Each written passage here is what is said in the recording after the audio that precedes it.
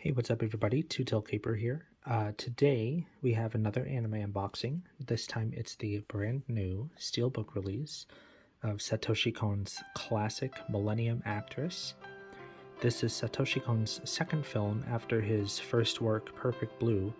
Both of them are about actresses, but where Perfect Blue was more of a psychological horror thriller, it's kind of like it's like a almost like a faux biography about the main character here, Chiyoko Fujiwara, and about her life growing up.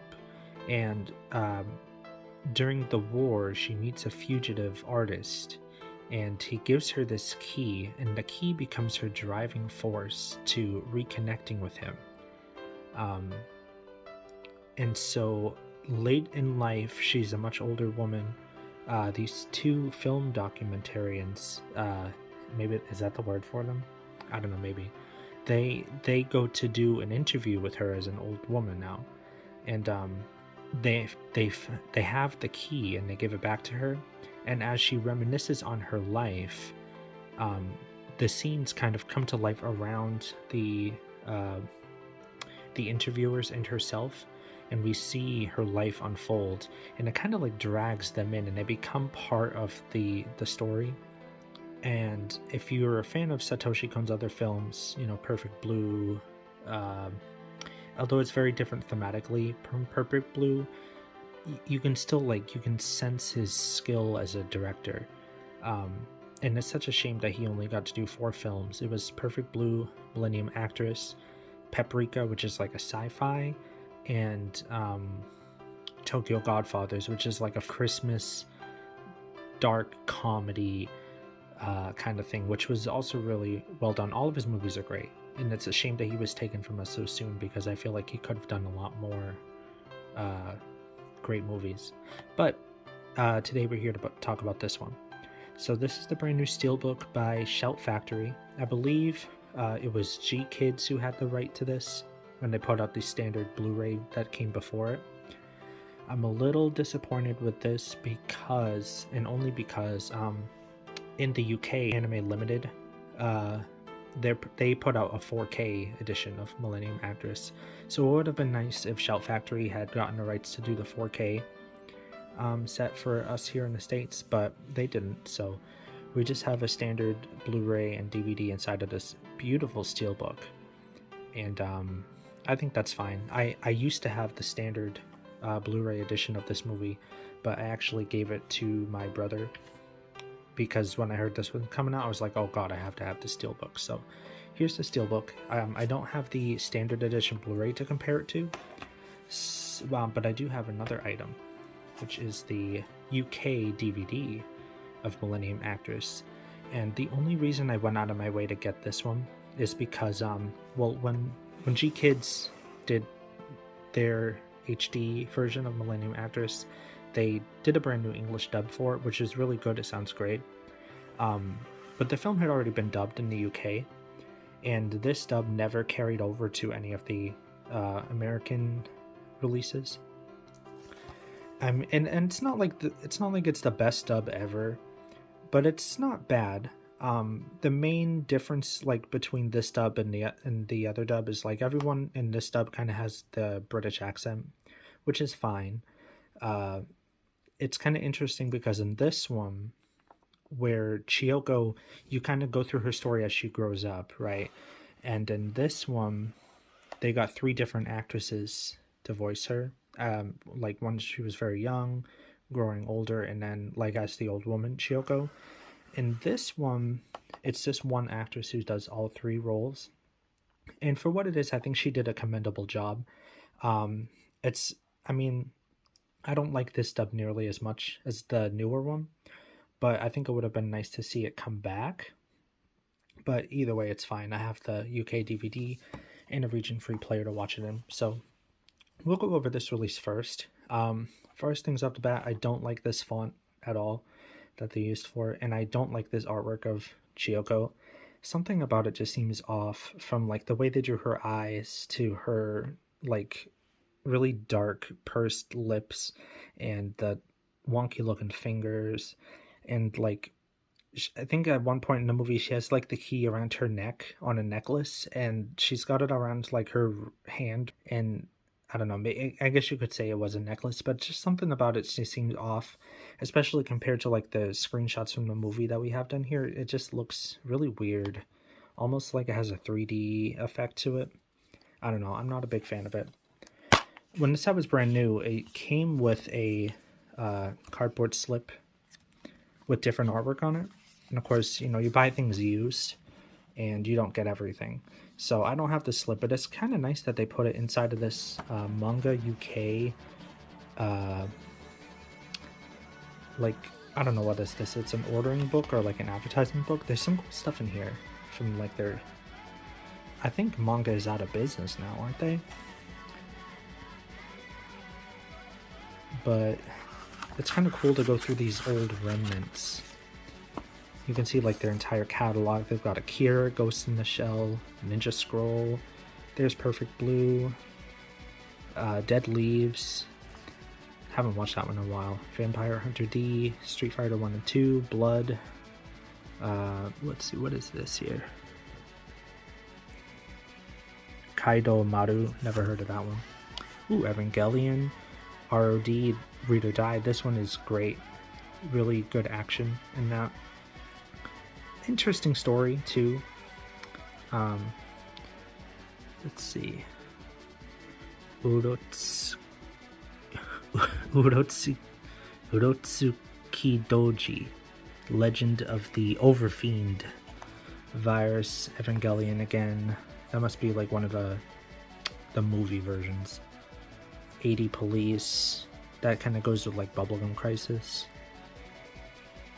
I don't know. This is kind of cool. Appleseed, X, Blackjack. Oh, there's more on this page. More Ghost in the Shell stuff. Lots of Ghost in the Shell. That's a classic.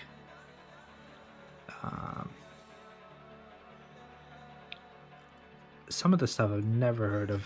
Sword for Truth, never heard of it. Vampire Wars, nope. Oh, there's Bubblegum Crash. Like a sequel to Bubblegum Crisis. The weird like movie version of Rare that I don't hear anybody talk about ever, and I've never seen it. So, it must not be very good, I guess. I've heard of the series, obviously. A full page for Ghost in the Shell 2 Innocence. Very cool. Street Fighter Alpha Generations. They can't even keep the crazy titles to the video games. They have to have it in the anime too, huh? There's Millennium Actress again. It's a really nice slipcover. And I'll show you on, like, there's a little fold-out poster too. It's kind of low resolution, so it probably would have looked like that on the slipcover as well. So I'm not, like, pressed about not having it. Paranoia Agent, actually, that's another Satoshi Kon creation, but this is like this is an animated series, not a movie. And it's still on my watch list. I need to actually watch that. Here is, I don't know what this is, terrortag.com. There's like an old phone number. Probably not in service anymore. Ooh, Robotech, aka Macross, but like weird and jumbled. Oh, fill me out card for a Manga UK. Kind of cool look back in the past. So this is like the same artwork as on the front cover. Inside, there's like a short, little thing about Satoshi Kon in here. Pretty cool. I'm not going to read it out loud, but if you want to pause it, go ahead at any point in time. And then on, it's in the back here. I guess these are some more screenshots from it. And then here's the like the miniature poster. And I'll try to pick it up so we can get a better look at it. But yeah, you can kind of, I don't know how well it shows up on camera, but like the area around her face is kind of fuzzy looking, just like not super high res on this poster. So I'm alright with not having the slipcover. Inside the case, we have the disc artwork here. I do kind of like the laid out photographs of her life, all kind of displayed there. And then some nice reverse artwork. Obviously you can't like swap it. I guess maybe you could if you had the slipcover, but I don't have the slipcover. But yeah, pretty nice release. I don't remember paying a lot for this. It would be kind of interesting to see if somebody was just like selling the slipcover for this old DVD, but I'm not gonna go like out of my way looking for it. It is what it is, you know. I got it just to watch the specific UK dub, and it was okay. So onto the Steelbook, and once again, I no longer have the standard edition Blu-ray.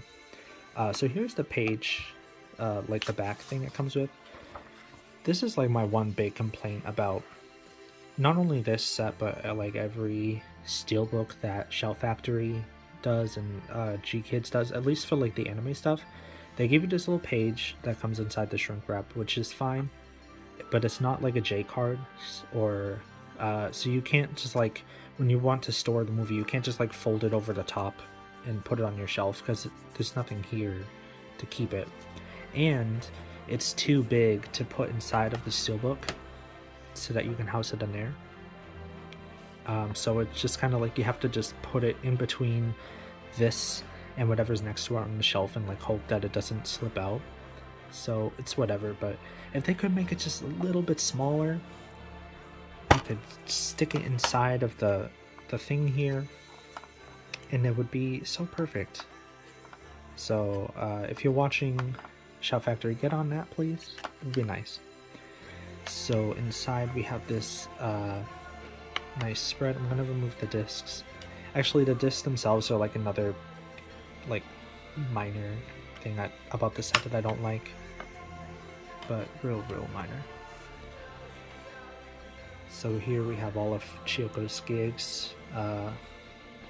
She's like a samurai here, astronaut, nurse, like I guess like a princess kind of character.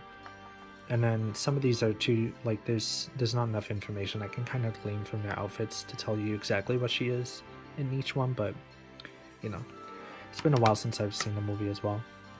So the only other thing about this set that I'm not like crazy about is the disc artwork.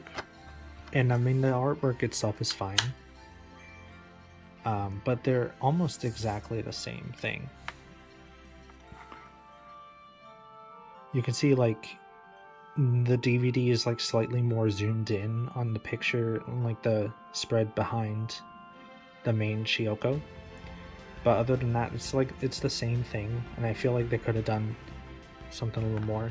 Even to give us the, like that ugly art that's on the UK DVD set would have been better than just to reuse them. But it's fine.